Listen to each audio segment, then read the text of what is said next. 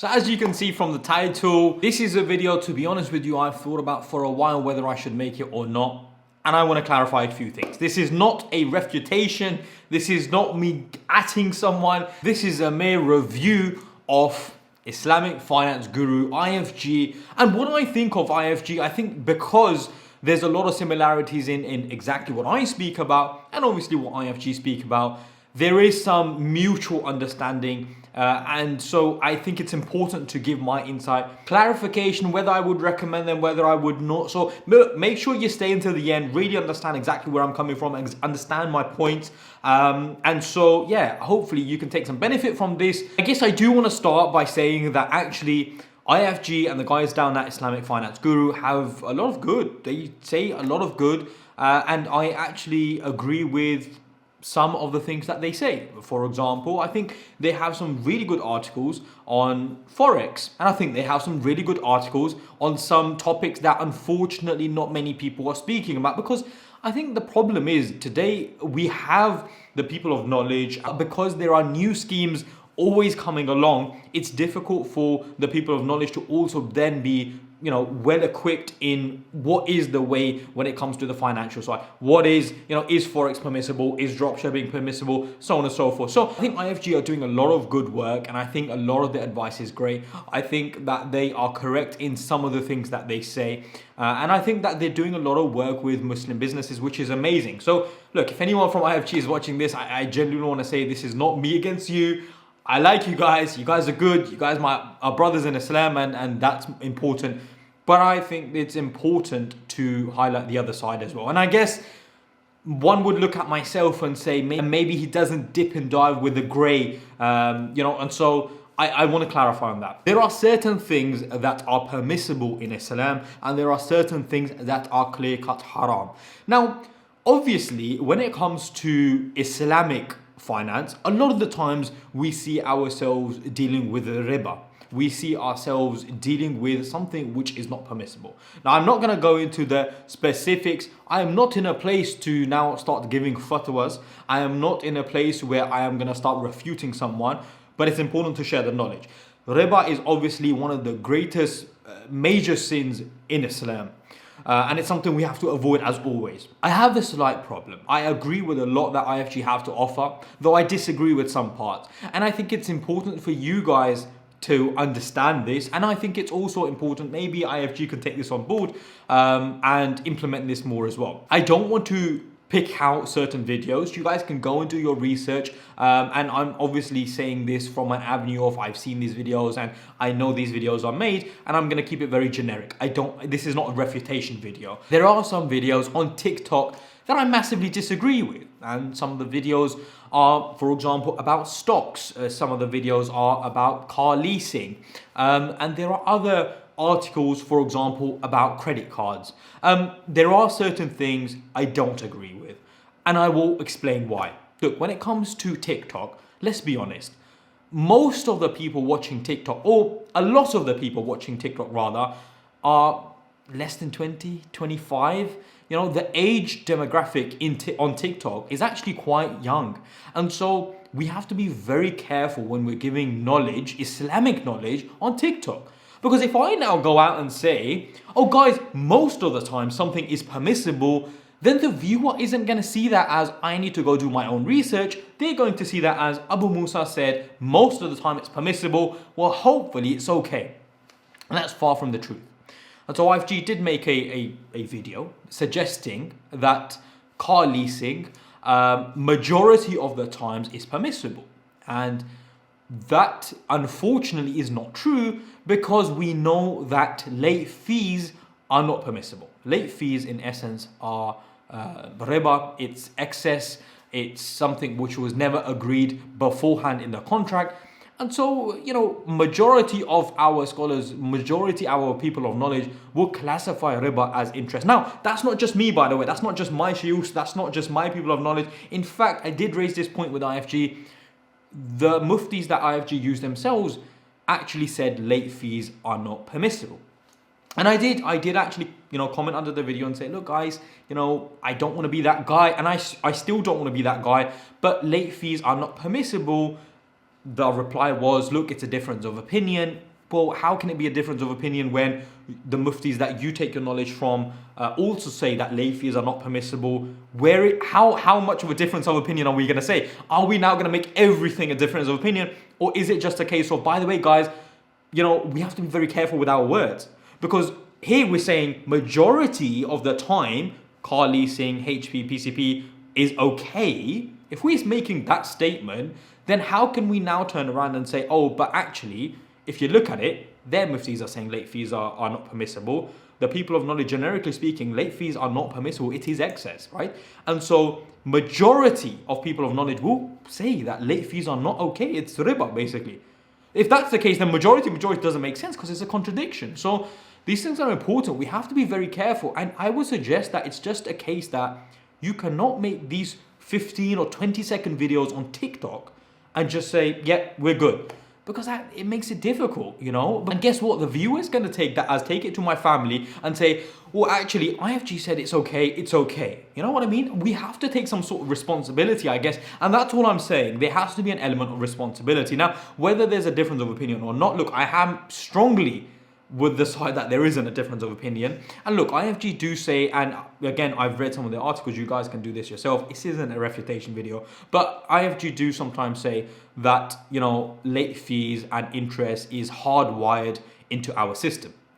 Now, okay, I agree that it's hardwired into our system, though that doesn't now mean that it's okay wherever possible to deal with contracts where late fees are included. It doesn't make sense. Where it's a case of necessity, one can understand, but having a car on car leasing is not a case of necessity. So how far are we going to go with the avenue of, oh, it's in our system, so it is what it is? I mean, let's be honest. The UK itself, I would say alcohol is hardwired into our society as such. But we're not now going to say, oh, it is what it is, a little bit of a sip, No, we say that it's not permissible. We're not going to do it. And even when it comes to riba, and even when it comes to interest, we say it's in the system. We agree. But if it's not a necessity, we stay away from it. But I understand. Maybe there is someone of knowledge who, you've gone to and said, look, no, that's not the case. And all I will say is this. You just have to be a little bit careful with your words. You cannot now come around and say, look, guys, it's okay. But by the way, check with your people of knowledge. But majority of the time, it's fine. It gives an aura of, oh, okay, well, the other guys are a little bit lost, they're a bit extreme, and this is the middle ground. And that's the other thing now. A lot of the videos sometimes are shown in a way where there's an old uncle who is the extreme uncle who is saying, oh, you're not that guy, are you? Who thinks that everything's haram. See, when I say something is of a difference of opinion, something like, for example, stocks, I might have one opinion, but I will still say that, listen, some of our ulama, some of our scholars are in a clear-cut difference of opinion on whether stocks are permissible or not permissible. So, but I'm not going to say that they are, they're the extreme ones, they're the ones that say stocks are, not halal, because I have to respect their opinion. That's a very valid opinion. So who am I, as a layman, to come out and say, no, actually, they are wrong? It doesn't make sense. I don't want to paint them with a brush of, actually, these guys probably don't know what they're on about and they're just being a bit extreme. That's not being fair. I'm not portraying that message in a fair way. And like stocks, by the way, guys, I agree with IFG's opinion on stocks. I agree with it. So do my people, some of the people that I've gone to knowledge for, why I've asked this question to, they also agree with this. But I still always say, there is a very valid opinion on stocks that you cannot take stocks out if the company themselves deals with interest-bearing loans. Very valid opinion. I am not someone now to say, I definitely think this way is right. I say, go to your people of knowledge. I'm giving a very balanced view. This is what I do. This is the opinion I take. I can take that opinion because I went to the person of knowledge. I'm not the person of knowledge, so you can't now take the knowledge from me because I'm a layman. But you can't take the knowledge of me and say, oh, I'm going to do stocks now because Abu Musa said so. No, I didn't say so. That's what I do. This is the other opinion. Very valid opinion. Many of the scholars say it's not permissible to indulge in stocks for that reason. So check yourself. So you have to be fair.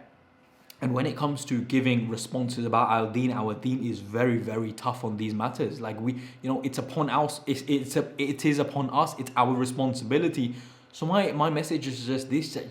If IFG are listening to this, please guys, be a little bit careful because we already know that our youth fall into a lot of haram because they do not even think about interest, riba, and so on and so forth. And an example of this is obviously forex, which we both agree on that is not permissible. But it's just a case of if we, sort of start giving fatwas in a way where it's like, this is what I believe, this is what I think. So for example, again, I don't want to pick out specific articles, but sometimes in the articles it may say something like, there is a difference of opinion, this opinion, that opinion, but my opinion is this, and this is the stronger opinion, for example.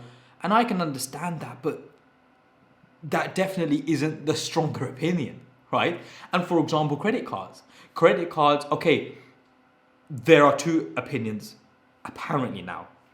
But let's be honest, if I was going to say to you that there are two opinions on something, and I am going with the opinion which definitely is not the majority, which is I don't know many people who turn around and say credit cards are permissible based on the argument as well, then I would say that. I would say this is not the majority opinion. This is what we do, and we think this is right. However, majority of the scholars, they actually say that credit cards are not permissible. And again, the argument is given that late fees and riba is embedded into our society and it's hardwired in. That's just not okay though, that's just not enough of a reason for us to do something.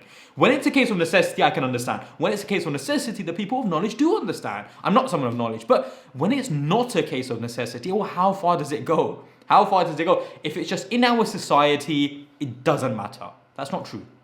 Look, having a car is a luxury, having a vehicle is a luxury, and so on and so forth. And so actually, if I now take out a car, a 30 grand car, late fees are involved, there is riba involved, but I say, well, look, it's in my society, it's in the system anyway, so I'm just going to take the car out on HP or PCP, whatever it is, and, it is what it is. Rather, is it not better to actually buy a car for £1,000 or £2,000 for your deen? Is that not clearly the more correcter opinion, the stronger opinion to go for? By the way, guys, I'm just editing this video out, and there was a point I just wanted to add on. It's not just late fees that make a contract like HP, PCP haram, car leasing, that sort of stuff. It's not just that. In fact, a lot of the times, the company that is offering you the finance or giving you the finance agreement is not the company that owns the car. So if the company themselves do not own the car, and they are giving, so the company has to give you the agreement that owns the car. So for example, you guys might know this, but when you buy a car from like a dealership, right? A lot of the times, the dealership owns the car, but the guys providing you with the finance are not the ones that own the car. It's a third party. And actually in Islamic principles, that's not permissible either. So that's another reason why a lot of the times, car leasing, PCP, HP is not permissible. And so that's why the statement of majority of the times it is permissible doesn't really add up.